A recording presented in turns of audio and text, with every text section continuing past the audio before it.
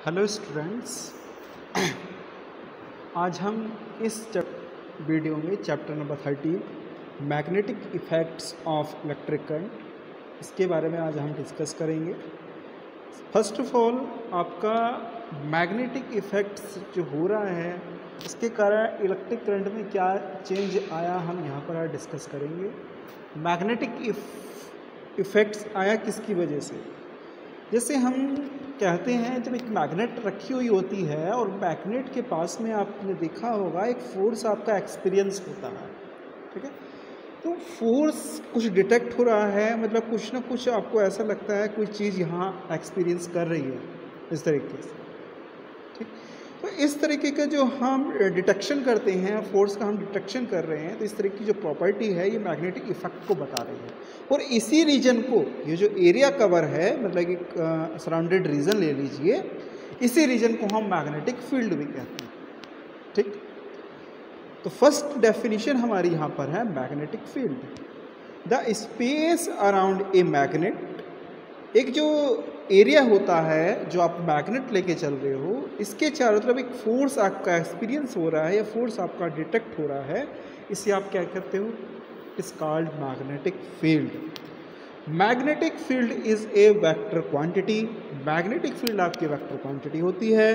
The SI unit of magnetic field is Tesla, इसकी जो SI unit है वो आपकी टेस्ला होती है।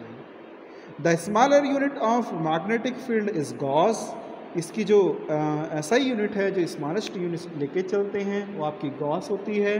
और 1 गॉस बराबर होता है 10 की power -4 Tesla.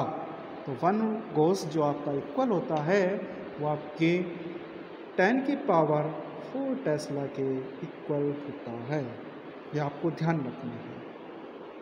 The properties of magnetic field lines, क्या क्या प्रॉपर्टी होती है। They originate from north pole of a magnet and and from the south pole, ये क्या होती हैं, नॉर्थ पोल से आपकी ओरिजिनेट होती हैं और साउथ पोल पर जाके आपकी एंड हो जाती हैं, ठीक है।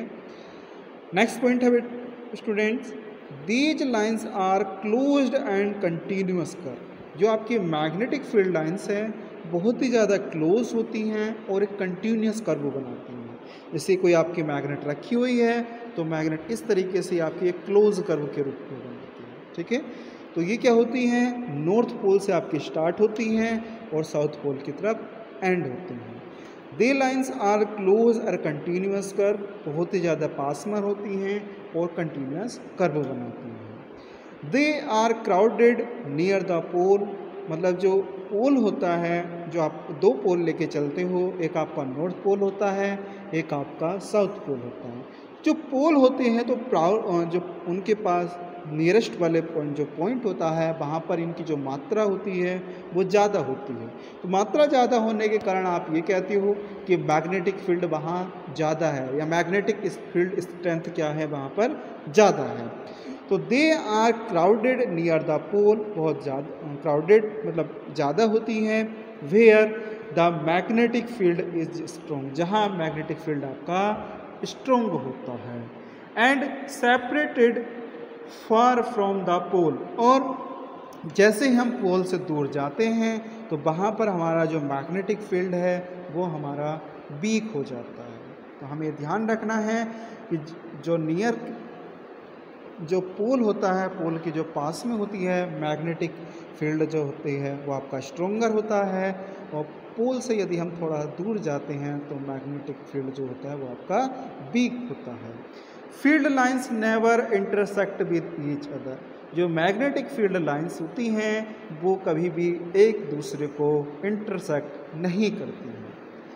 नेक्स्ट टॉपिक है आपका magnetic field due to a current through a straight conductor. तो मैग्नेटिक फील्ड जो आप कैलकुलेट करोगी, यदि हम किसी कंडक्टर की हम बात करते हैं तो वो आपका किन किन फैक्टर पर आपका डिपेंड करता है वो हम यहाँ पर हम डिस्कस करेंगे। तो आपकी यहाँ पर एक स्ट्रेट कंडक्टर की हम बात कर रहे हैं, तो magnitude of magnetic field B produced by a straight current carrying conducting wire at a given point first point है directly proportional to the current. जो मैग्नेटिक फील्ड होता है वो करंट के डायरेक्टली प्रोपोर्शनल होता है और पासिंग थ्रू द वायर। तो बी डायरेक्टली प्रोपोर्शनल आई, तो ये आपकी फर्स्ट इक्वेशन है। If the current is increase, यदि हम करंट को बढ़ाते जाते हैं तो magnetic field produced is stronger and vice versa. तो मैग्नेटिक फील्ड भी आपका इंक्रीज होता है। वाइस वर्सा का मतलब ये होता है यदि आपका करंट डिक्रीज करेगा तो मैग्नेटिक फील्ड भी आपका डिक्रीज होगा, और यदि आपका करंट इंक्रीज होगा तो मैग्नेटिक फील्ड भी आपका इंक्रीज होगा। सेकंड पॉइंट है आपका inversely proportional to the distance r from the wire. तो जो मैग्नेटिक फील्ड होता है वो आपका इनवर्सली प्रोपोर्शनल होता है डिस्टेंस के। तो यहाँ पर आप देख रहे हो, यहाँ पर एक मैंने स्ट्रेट वायर की कंडक्टिंग वायर की बात कर रहा हूँ जो आपकी स्ट्रेट है, और यहाँ पर इसके चारों तरफ ये मैग्नेटिक फील्ड लाइंस है, और यहाँ पर ये आपका करंट फ्लो हो रहा है। तो मैग्नेटिक फील्ड जो है यहाँ पर आपका दो फैक्टर पर डिपेंड करता है। यहाँ पर आपका एक तो करंट है, दूसरा फैक्टर है आपका डिस्टेंस है। तो यदि आपका करंट इंक्रीज होगा तो मैग्नेटिक फील्ड आपका इंक्रीज होगा, और यहाँ पर आप देख रहे हो यदि आप यहाँ पर आर की वैल्यू को आप बढ़ाओगे तो मैग्नेटिक फील्ड आपका डिक्रीज करेगा। तो आपको ध्यान रखना है कि यहाँ जो डिस्टेंस है वो आपकी इन्वर्सली प्रोपोर्शनल है। तो इन्वर्सली प्रोपोर्शनल का मतलब ये होता है यदि आपका आर बढ़ेगा तो बी आपका डिक्रीज होगा, और यदि आर घटेगा तो मैग्नेटिक फील्ड आपका इंक्रीज होगा। अब हम क्या करते हैं, दोनों इक्वेशन को कंबाइन कर लेते हैं, इक्वेशन 1 और 2 को। जो इक्वेशन 1 थी वो आपकी V डायरेक्टली प्रोपोर्शनल आई थी, इक्वेशन 2 थी B डायरेक्टली प्रोपोर्शनल 1/R। तो आपका जो फॉर्मूला होता है B डायरेक्टली प्रोपोर्शनल I/R। तो if the direction of current in a straight wire is known as the direction of magnetic field produce, it is obtain by Maxwell right hand thumb rule. तो यहाँ पर आपने दोनों equation को जब आप combine करते हो तो B डायरेक्टली प्रोपोर्शनल I/R आता है, ठीक है।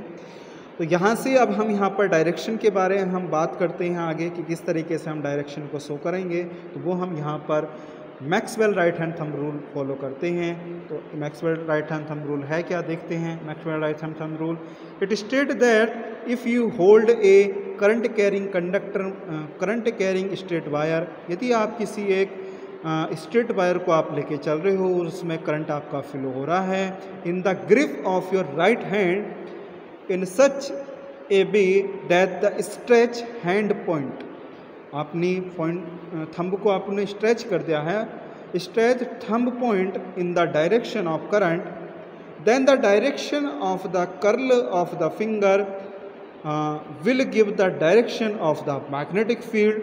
This rule is called the Maxwell Coke-screw rules. चाहे आप इसे मैक्सवेल कोक-स्क्रू रूल भी कह सकते हैं, चाहे आप राइट हैंड थंब रूल भी कह सकते हैं। तो हमने यहाँ पर देखा, जैसे यदि आप यहाँ थंब की बात करते हो, आपने यहाँ पर इस तरीके से आपने अपनी जो राइट हैंड लेके चल रहे हो और आपने अपनी फिंगर को इस तरह से स्ट्रेच कर दिया और थंब आपका इस तरीके से है। तो आपने यहाँ पर आपने बताया जैसे आप थंब को स्ट्रेच करते हो तो ये जो आपकी जो कर्ल्ड फिंगर है, ये जो फिंगर होती हैं, ये आपकी जो फिंगर है ये डायरेक्शन जो आपकी मैग्नेटिक फील्ड को बता रही हैं, ठीक है। और जो थंब है ये डायरेक्शन जो आपको बता रहा है ये आपकी करंट के डायरेक्शन को बता रहा है, ठीक है। यदि हम इस तरीके से हम बात करते हैं, जो कर्ल्ड फिंगर है ये आपकी मैग्नेटिक फील्ड है और जो थंब है ये डायरेक्शन किसकी है, आपकी करंट की है। इसे हम कोक-स्क्रू रूल भी कहते हैं या फिर हम इसे राइट हैंड थंब रूल भी कहते हैं। इसी के बाद आपका इसी में ही नेक्स्ट टॉपिक है magnetic field due to a current through a circular loop. मतलब एक सर्कुलर लूप आपने लिया इस तरीके से, यहाँ से आपका इसमें करंट फ्लो होना शुरू हुआ, तो किस तरीके से हमारे मैग्नेटिक फील्ड हैं, किस तरीके से हमारा मैग्नेटिक फील्ड किन किन फैक्टरों पर हमारा डिपेंड करेगा, हम यहाँ पर ये डिस्कस करेंगे।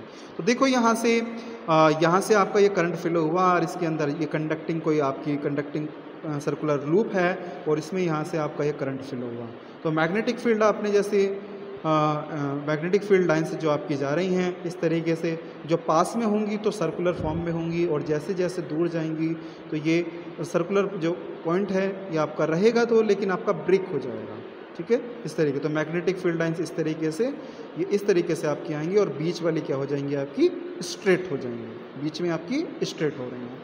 तो at every point on A current carrying circular loop the magnetic field is in the form of concentric circle around it. तो यहाँ पर आपने देखा मैग्नेटिक फील्ड एवरी पॉइंट पर आपका यहाँ पर सर्कुलर पॉइंट पर दिया हुआ है, मैग्नेटिक फील्ड आपकी कंसेंट्रिक सर्किल के चारों तरफ इंड्यूस्ड है, चारों तरफ आपकी है। As we have moved away from it, the circles would become larger और larger। जैसे जैसे आप देखते हो सर्किल जो है धीरे धीरे आपका बड़ा होता चला जाता है, नियरेस्ट में होता है तो आपका छोटा होता है, और जैसे जैसे दूर की हम जाते जाते हैं तो जो सर्किल है वो आपका बड़ा हो जाता है। When we reach the center of the top, जैसे ही आप बीच में सेंटर के टॉप पर पहुंचते हो तो क्या होता है, the field lines appear to be straight line. तो फील्ड लाइन्स आपकी स्ट्रेट आपको प्रतीत होती हैं। तो इसमें जो डिपेंड कर रही हैं, जो मैग्नेटिक फील्ड लाइन है वो आपकी यहाँ पर करंट पर डिपेंड कर रही है और जो नंबर ऑफ टर्न्स है उन पर डिपेंड कर रही है। क्यों?